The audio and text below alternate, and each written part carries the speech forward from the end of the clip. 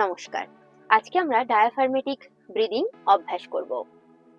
Right hand চেস্টের উপর, left hand অ্যাবডোমেনের উপর। আমরা নাক থেকে ইনহেল করব, নাক থেকে এক্সহেল করব। First round. Inhale 4 second, hold 2 second, exhale 6 second. চোখ বন্ধ, পিঠ সোজা।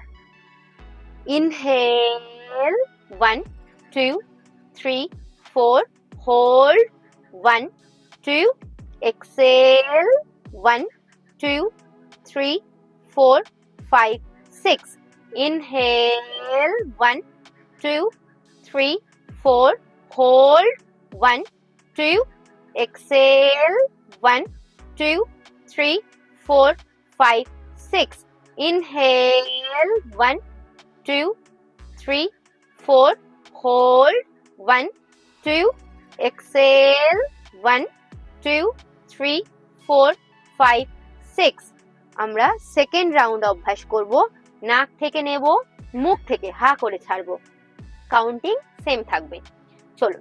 ইনহেল 1 2 3 4, হোল্ড 1 2, এক্সহেল মুখ থেকে 1 2 3 4 5 6. Again, inhale 1 2 3 4, hold 1 2, exhale 1 2 3 4 5 6. Inhale 1 2 3 4, hold 1 2 3, exhale 1 2 3 4 5 6. Hands down, normal breathing.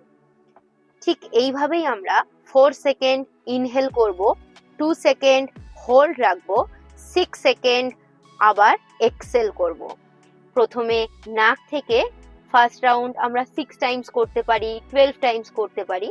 দেন চেঞ্জ করে আবার নাক থেকে নিয়ে মুখ থেকে হা করে এক্সহেল করে 6 টাইমস 12 টাইমস আমরা অভ্যাস করতে পারি।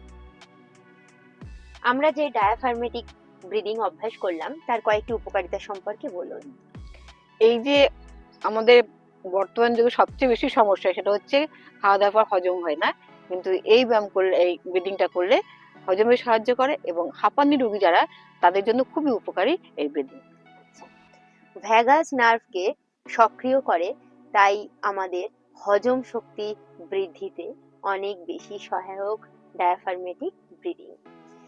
এছাড়াও আমাদের প্রশান্তি বৃদ্ধি করে ব্রিদিংটি, এবং ডায়াফ্রাগমেটিক ব্রিদিং অভ্যাস করলে ঘাড়, বুক, পিঠ,